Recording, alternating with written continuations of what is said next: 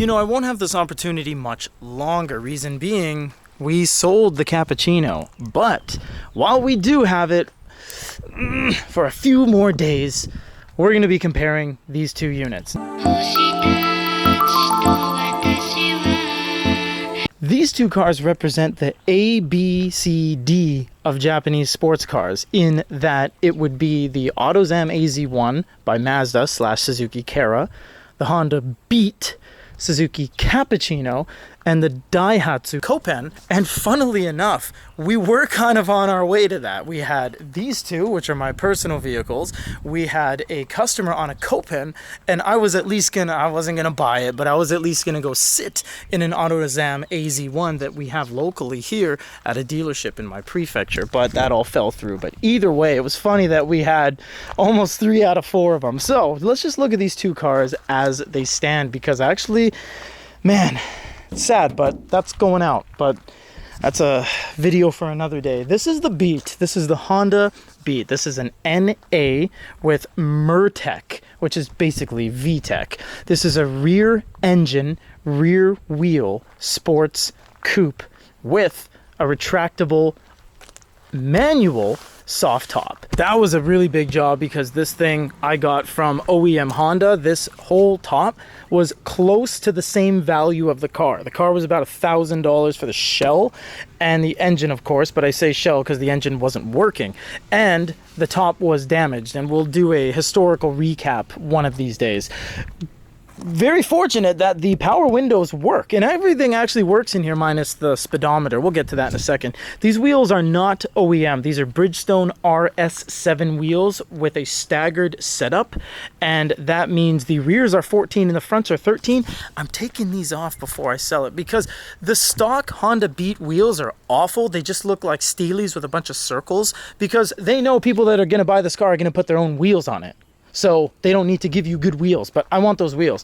Anyways, so the hood on this car, oh, the hell's my engine? Oh yeah, as I said, it's a rear engine car. So at the front, you'll find the suspension, you'll find the jack, you'll find the spare, you'll find the radiator, the AC condenser, the braking booster, the brake booster, the brake master cylinder, the reservoirs, and washer fluid. Around the middle hood is all this stuff. Audio is going to be different because I'm inside. This is the engine access. And furthermore, you can take off this panel to get access to the fuel system, which we did in a video. So here we did everything from the fuel, the electrical, the fuel injectors. We did the pressure regulator, the assembly map. It was a lot of work, but the car actually runs and moves now, which is great. So this is the second hood. And the third hood being the very back, which you do have access to some of the engine components as well. This is where you will find the fuses for some main fuses and stuff like that. You will find the coolant reservoirs at the back, which is kind of weird. Suspension is accessible through the top, and you can fill your oil through the oil fill right here, or you can do it another way through the inside. So this means you don't actually have to open that hood. You can open this hood. There's 3 choices. They put the battery at the back as well for a little bit of balance. You got your fuel filter, your various air systems, and your air filter at the back. Now, the Cappuccino is a little bit different, because this is like a normal car. It's a front engine, rear wheel, turbo vehicle. So this one actually gives you a little bit more kind of realistic day-to-day use. And oh my God, the difference in repairing these cars, this thing is easy as hell. And we'll show you in a second. That was hard. That was hard. Look at this. Boom. There's everything. Done. There's the end of the video. Everything is here. I can access everything. Every single thing. The timing belt was easy. I didn't even have to take off the radiator to get the timing belt. I got the drive belts right there. I have suspension. I have my throttle body. I have everything accessible. Every goddamn thing. Which is great, because in contrast, the Beat was so blazingly difficult. You have your intercooler right here, your piping, your intake, and basically everything else. Now, they are both 660. This is turbo. This is non-turbo. And to be honest, I'm not just going to say because this is a turbo, it's better. but because this has a turbo, it's better. And I will tell you that from experience, that these two driving styles are ridiculously different. This revs higher and has a turbo, meaning you can drive it any way you want. This you can only rev high. And on a 34-year-old car, I don't want to do that, especially with an unknown engine we haven't overhauled yet. Furthermore, on a realistic level, I'm not even joking, the Cappuccino is significantly better in almost every utilitarian way. Reason being, it is easy to repair there. The cabin is bigger. You have a double wide dash versus a single on the Beat, and this car honestly has a lot of storage in the world of the A, B, C, D sports cars. For example, you couldn't fit anything in here. You probably couldn't fit a box of cereal. That is not an exaggeration, because the box of cereal would exceed the top of this weather stripping, and there's almost no room left to right. I mean, that's just about everything you can fit in that car. However, the Cappuccino, you can go shopping in this car. Seriously, I could basically get in this trunk, and that's not an exaggeration.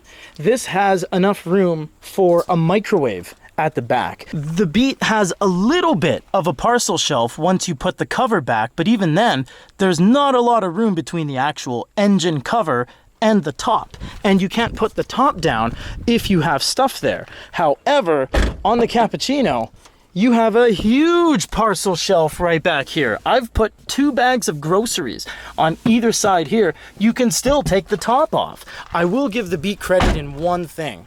The top to take off on this car takes about 5 seconds. This takes about 3 minutes. You have to undo all the latches, you have to open the trunk, and you have to haphazardly fit it all in there. It's a really big job, honestly, to take off this 3-piece top. This is significantly more comfortable.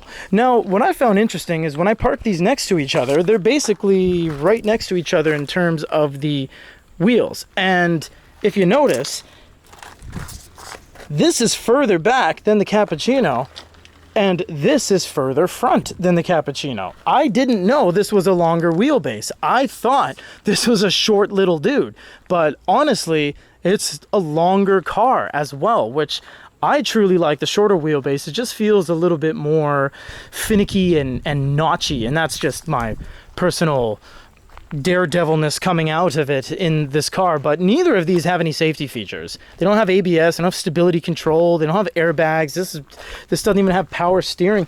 Honestly, these two cars represent the two only realistic rear-wheel drive sports cars in the Japanese world of Kei.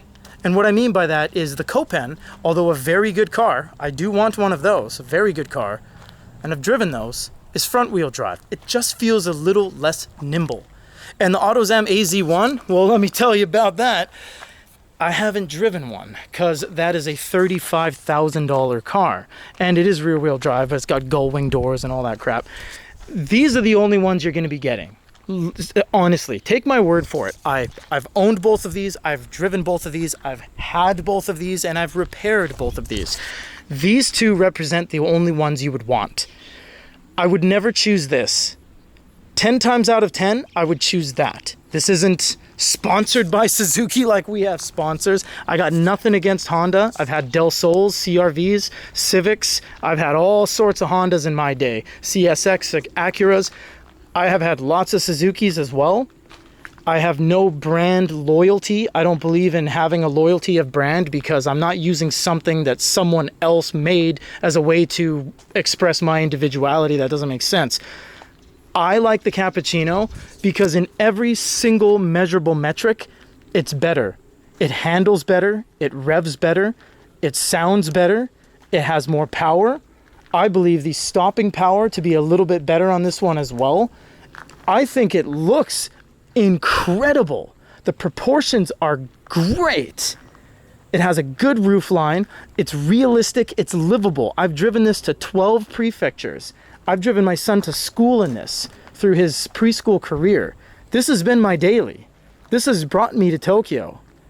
I could do that in this, but it is so less convenient.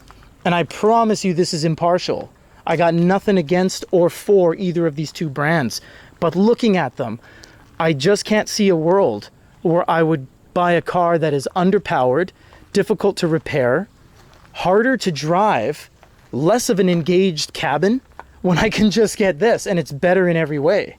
Price-wise, they're not even that different. You can buy both of these in Japan, ready for about $3,000 to $4,000. You can get either one of these two. We're not even talking super low extremity Copen prices or super high extremity AutoZam AZ1s. That's not what's going on here. What is going on here is that the Beat is just simply outclassed in every single way by the Suzuki Cappuccino.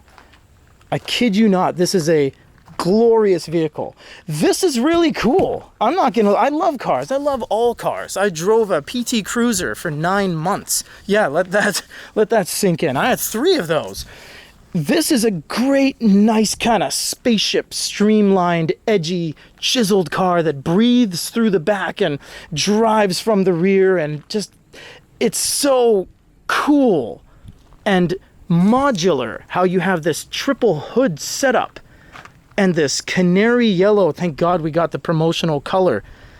And it's like end-to-end wheelbase. Look at that. Look at the wheel is. And you have these kind of carved out of a loaf of butter angles that don't even give you fenders, really, because it's just the hood. And then you get this exposed wheel. It's so cool and awesome that I wish it...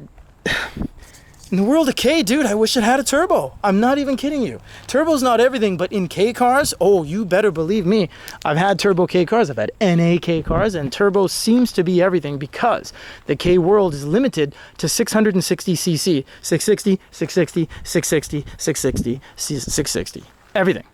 So you must find a way to do forced induction, electric assist, supercharged, turbocharged, 3-cylinder, 4-cylinder, and this just doesn't have it.